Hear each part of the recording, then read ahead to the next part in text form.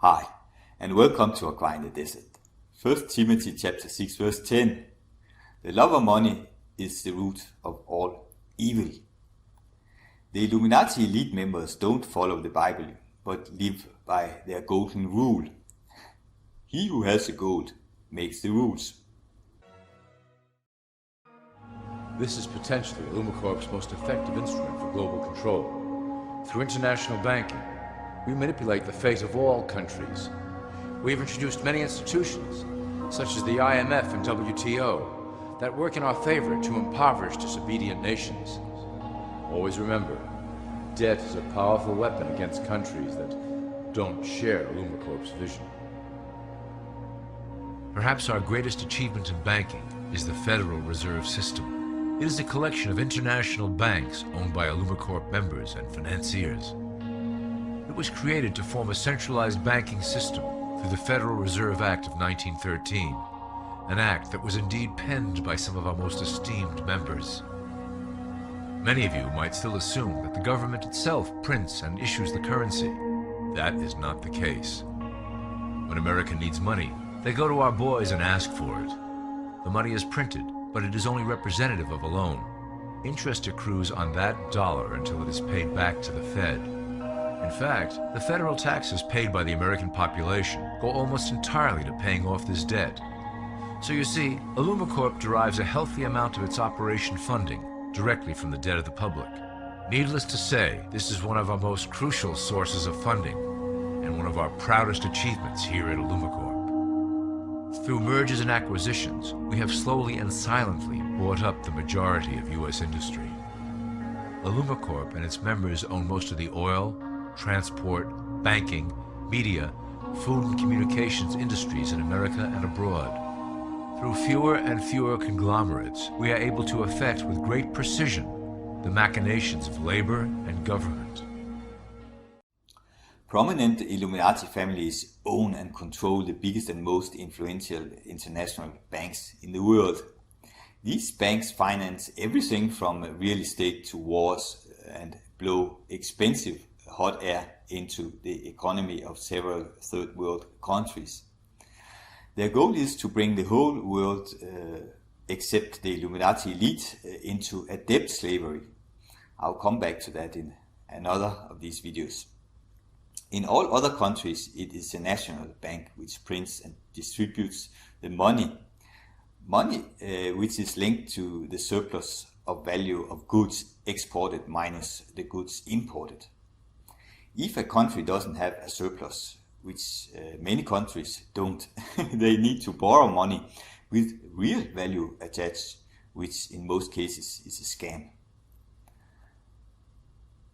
I hold a college degree in business, and in the years between 1975 and 1978, when I studied business at a business college in Scandinavia, my professor in national economy, which later became a very successful city major, taught me that nobody outside Scandinavia wanted the Scandinavian krona. Of course, the government could print all the krona it wanted, and people could go to the stores and buy all they wanted for the krona. They could buy cars, stereos, kitchenware, and etc. At that time, mobile phones and computers were not yet released for the general public. But the shops which purchased the cars, kitchenware, and stereos could not buy these items in krona, because nobody outside Scandinavia wanted the krona. No, they had to purchase these items in US dollars, in British pounds, and in euros. And how did they get these currencies? They bought them from the national bank.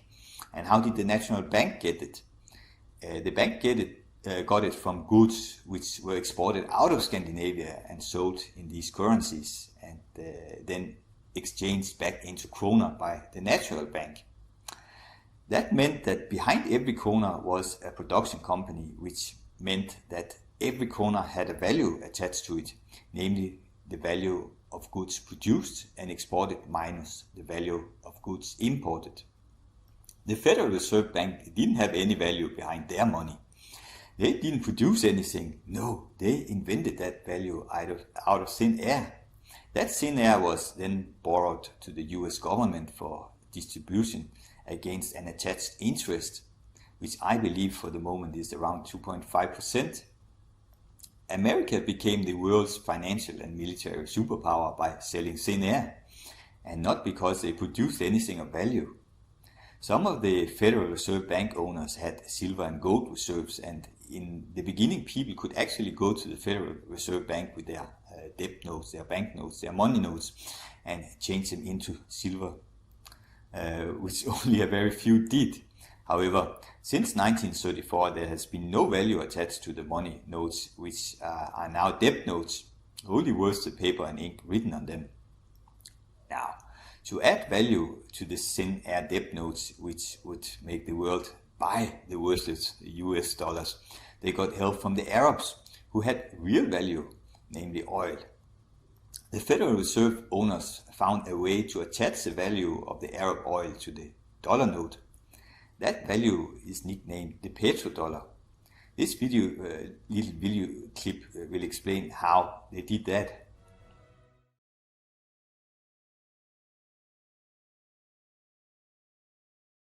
To preserve our independence, we must not let our rulers load us with perpetual debt. We must make our choice between economy and liberty or profusion and servitude. I place economy among the first and most important of republican virtues, and public debt is the greatest of the dangers to be feared. It is incumbent on every generation to pay its own debts as it goes. If the American people ever allow private banks to control the issue of their money, first by inflation and then by deflation, the banks and corporations that will grow up around them will deprive the people of their property until their children will wake up homeless on the very continent their fathers conquered.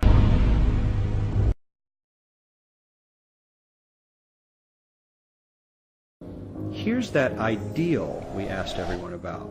Something like this curve. This isn't too bad. We've got some incentive, as the wealthiest folks are now about 10 to 20 times better off than the poorest Americans. But hey, even the poor folks aren't actually poor, since the poverty line has stayed almost entirely off the chart. We have a super healthy middle class with a smooth transition into wealth. And yes, Republicans and Democrats alike chose this curve. 9 out of 10 people, 92%, said this was a nice, ideal distribution of America's wealth. But let's move on. This is what people think America's wealth distribution actually looks like. Not as equitable, clearly, but for me, even this still looks pretty great. Sadly, this isn't even close to the reality. Here is the actual distribution of wealth in America. The poorest Americans don't even register. They're down to pocket change. And the middle class is barely distinguishable from the poor. In fact, even the rich between the top 10 and 20 percentile are worse off. Only the top 10% are better off. And how much better off? So much better off that the top 2 to 5% are actually off the chart at this scale. And the top 1%, this guy, well, his stack of money stretches 10 times higher than we can show. So who controls the creation of money? Well, in the case of the US dollar, it's not the government. This shouldn't be an earth-shattering revelation. The fact that the Federal Reserve is a private institution owned by a cartel of the world's most powerful banks is quickly becoming common knowledge. Even the mainstream media doesn't deny it at this point. However, the full extent of what this means is only clear when you understand how the banking system really works. And unfortunately, this isn't something we're taught in school. Once you have it explained to you in simple terms, you'll understand why. Every dollar in circulation is loaned into existence by a bank. The process begins with the Federal Reserve when they loan out money to the US government and to other entities. You've probably heard this talked about before, especially in regards to the interest rate on those loans, which the Federal Reserve raises and lowers depending on economic conditions. But what's never talked about in the mainstream is the fact that the Fed isn't actually loaning out money that they have. They are merely typing those dollars into existence on a computer. You may be inclined to believe that this money is based on some physical backing like gold, but you would be mistaken. The Federal Reserve hasn't owned any gold since the 1930s. The Federal Reserve does not own any gold at all. We have not owned gold since 1934. So we have not engaged in any gold swaps.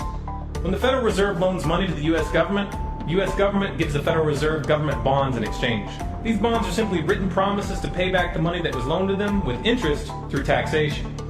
So to be clear here, the government is taking out a loan from a bank that is creating that money out of thin air, and they're expecting you, the taxpayer, to cover that loan. The absurdity of this arrangement is even more obvious when you realize that up until 1913, the U.S. government created its own money and had no need for a bank to play the part of a middleman. That new money loaned out by the Federal Reserve enters circulation through the banks, accumulates in the banks, and in the end, the banks end up holding all the cards. Not necessarily for the reasons you may imagine. Contrary to popular belief, the majority of money in circulation isn't actually created by the Federal Reserve, but rather by the ordinary banks that businesses and individuals use for their checking, savings, and mortgages. How is this possible? Well, like the Federal Reserve, ordinary banks are allowed to loan out money that they don't have. There are, of course, restrictions. Banks are only allowed to loan out 10 times the amount of money that they actually have. So if Wells Fargo has $1,000, they can loan you $10,000, and they expect you to pay back that $10,000 plus interest. This is called fractional reserve banking. 75% of all money in circulation is created in this manner. Now, as bad as this may seem, this is really only the tip of the iceberg. Most banks structure payment plans so that for many years, you're paying almost nothing but interest, and only start paying down the principal gradually. The result of this strategy is that in most cases, you pay far more in interest when you purchase a house than the house itself is worth. So here's the real question. If all money is created through loans, where does the money come from to pay for the interest? Let's say we reset the system to zero, loan $1,000 into existence, and charge 7% interest. We now have a total of $1,000 in the system, but we owe $1,000 plus interest, and that's more. The interest ensures that there's always more debt than money in circulation, because the money to pay the interest doesn't exist. Never has, never will. This would be obvious if there was only one loan being issued to one person in this manner, but when performed on a global scale, the reality is hidden, and is transformed into a game of musical chairs where the person ending up without a seat faces bankruptcy and financial ruin. Because every dollar in existence is tied to a debt, this creates an unseen force that draws those dollars back to the banks, kind of like gravity attracts a physical object to Earth.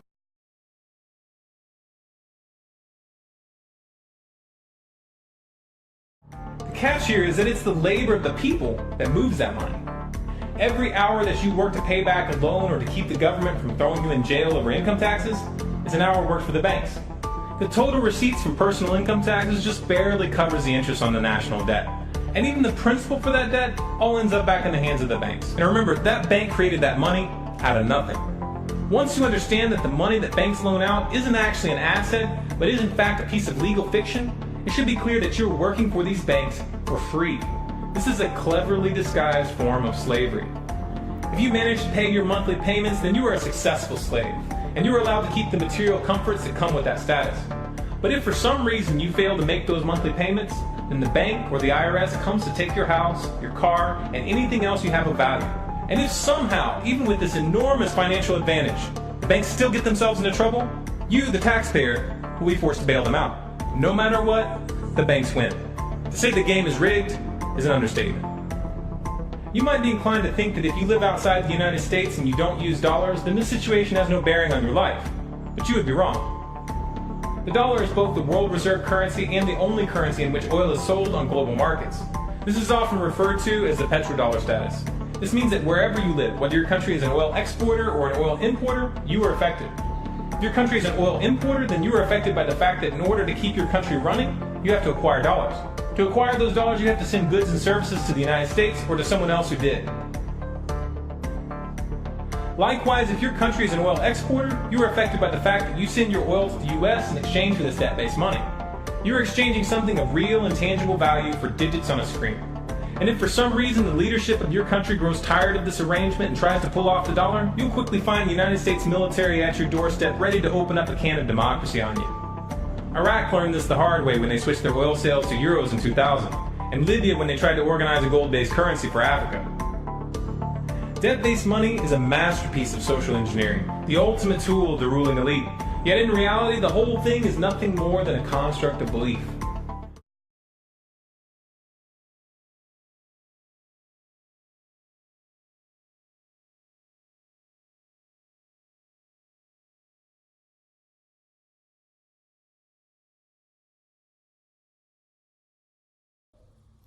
Since every US dollar has an interest attached, and the whole world was buying the petrodollar, the Illuminati elite became extremely rich. The Rothschild family alone has an estimated net worth of $350 billion and controls through the banking system more than half the money in the entire world, which amounts to an estimate of $500 trillion. The elite Illuminati bankers want the entire world to be indebted to them. They don't want anyone except themselves to be wealthy. The US government has a debt to the Federal Reserve of, last time I checked, $273 trillion. Most of the world has been enslaved by the banks. Most people's houses are owned by the banks, and most people are working very hard to pay off mortgages and other bank debts. Have you ever noticed that it is easier than ever before to live in a lifelong debt? It is easier than ever before to get a credit card, and many times from cars to mobile phones to furniture and etc. Everything is sold under the terms "get it today and pay later." The Federal Reserve Bank is just one out of many banking systems owned and controlled by elite Illuminati members. The Illuminati is aiming for a one world currency controlled by them, and many financial experts are waiting for the day Illuminati will allow the US dollar to crash and then introduce a one world currency to save the many who lost everything. The Hegelian dialectic strategy, order out of chaos. I'll come back to that. But for now they need to keep the dollar illusion alive, and that is why the most recent wars have been all about oil. I don't know if you have seen in the news the No Blood for Oil demonstrations. Most Americans are indoctrinated to believe that these wars were started to secure the importation of oil to the US, which is a delusion. The US has the technology to power the entire country with other sources than imported oil if they wanted to. No, the real reason has been to secure the value of the petrodollar. I will elaborate on that in another chapter. If countries around the world, including the US, stopped importing oil and changed to alternative power sources like solar energy, the US dollar would be rendered worthless. That's why the development of alternative power sources has been artificially stalled and will be slowed down until Illuminati is ready to introduce their new one world currency. However, the byproduct of the petrodollar agenda has been that the Muslim world, who is selling the oil, have become richer and more powerful than the Illuminati elite wants them to be. Consequently, the day the world is introduced to a new one world currency, the Muslim oil producing countries will no longer enjoy the US sovereign military protection. In other words, the Muslim oil producing countries will be in deep trouble. I'll come back to that. I discussed the Federal Reserve and the petrodollar with my bank advisor. He has been my bank advisor through the last 35 years. And I discussed it with him to get his side of the story. To my big surprise, he knew all about it and confirmed my observations. But how come that we don't hear about the petrodollar in school? There's a reason for that, which I have direct from the horse's mouth, and I'll come back to that. In several countries in Europe, a deadline for the use of fossil fuels has been set. After 2050, it is no longer legal to drive cars, trucks and buses using fossil fuels. I don't know, but that could be an indicator for when we can expect a new world currency to be in place. In Africa, where I work, cash is the primary money for most people. Many can't read or write, they don't have any identity cards and live in areas which makes it impossible to produce the utility bills required to open a bank account. Even if they had the required documents, they wouldn't know how to fill in the bank account's application form, and many wouldn't be able to pay in the minimum required amount to open up an account. In my job, I have to carry cash, and 95% of the payments I do for the company I work for are done in either US dollars or in local currency, because many payment offices they don't accept credit cards. When I'm traveling outside the company base, I'm entitled to a daily food allowance, which is given to me in cash. I eat very simple food and I don't consume alcohol when I'm on my job in Africa. So last time I traveled back to Scandinavia, I carried quite a bit of excess US dollars, which I had left from my daily food allowance. The next day I went to my bank to change the US dollars into Scandinavian kroner, but they informed me that they didn't accept cash anymore and that I had to drive 30 miles to the nearest bank that accepted cash, but only after 1 p.m. What? I also noticed that the local supermarket where I buy my grocery had announced that after 7 p.m. they didn't accept cash anymore for safety reasons. For safety reasons! I live in an area where you can leave your car with the car keys inside without worrying about it getting stolen. You see, Illuminati is aiming for a cashless world, and many countries are preparing for the fast approaching cashless society. There are many excuses for revoking the cash payment option, but the reality is that we are slowly being forced and lured into the planned cashless society for the sake of global control and enslavement. I'll come back to that.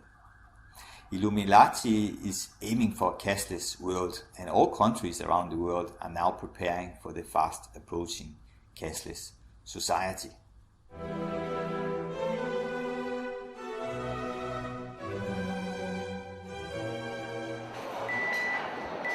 Paying without cash is fast becoming the norm. I pay even tiny amounts with my card. It's just easier. It's becoming easier and easier.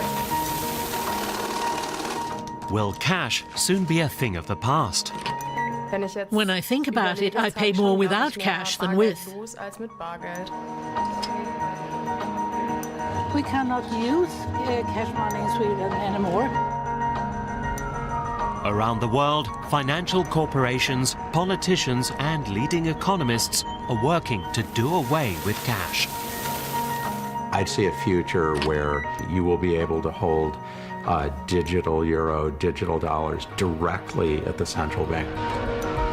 Who stands to profit from a world without money? And who will be the losers?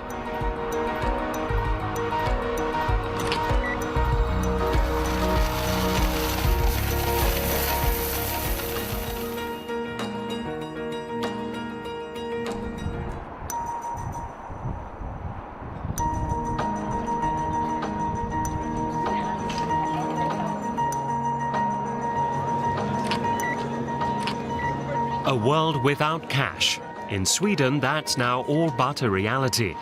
Whether you're buying a ticket for the tram or bus, a meal at a restaurant or cafe, paying for the parking lot, or even the public bathrooms. All you need is a card or mobile phone. We've come to a flea market in the centre of Stockholm. There's the usual array of bargains. Most of them can be purchased for very little. But you soon notice that virtually every stand has a sign bearing mobile phone numbers and often a name too.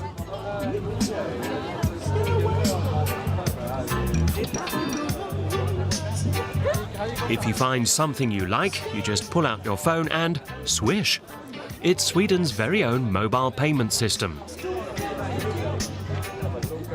I bought a couple of pants for my sister, this one, and a dress, 60 crowns for both. And you paid with a mobile, right? Yes. Never use cash. From my view, if you can be completely without cash, I mean, I think that would be good. There are dissenting voices, but they're the exception. I'm forced to it.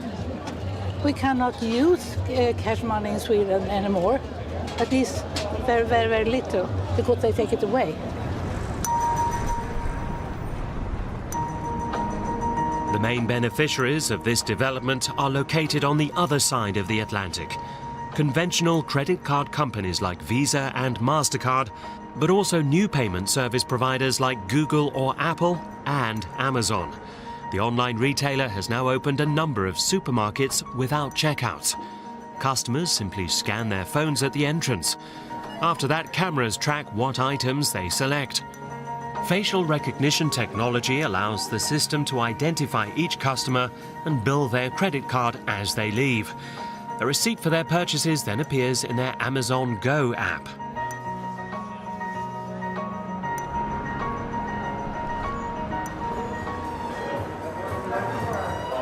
No cash. It's a trend that's growing in popularity worldwide. Last year, Visa ran a campaign in which it offered 50 restaurants $10,000 each if they agreed to stop accepting cash. Right now, Germany is still very much a society that likes cash. But the example from Sweden shows how quickly things can change. It's an issue for two reasons. Firstly, because in many cases you have no choice, which takes some getting used to for people of my age.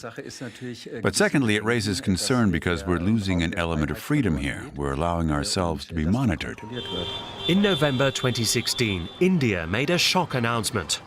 Overnight, the country's largest denomination bills ceased to be legal tender. Suddenly, around 85% of India's banknotes could no longer be used. Corruption and the black market are the biggest challenges facing our country. Since coming to power, we've done a lot to combat that. For days, there was chaos on the streets. Huge lines formed outside banks as panicked citizens sought to exchange their banknotes. What made it worse was that anyone wanting to change significant amounts was required to do so via a bank account, something that hundreds of millions of ordinary Indians didn't have.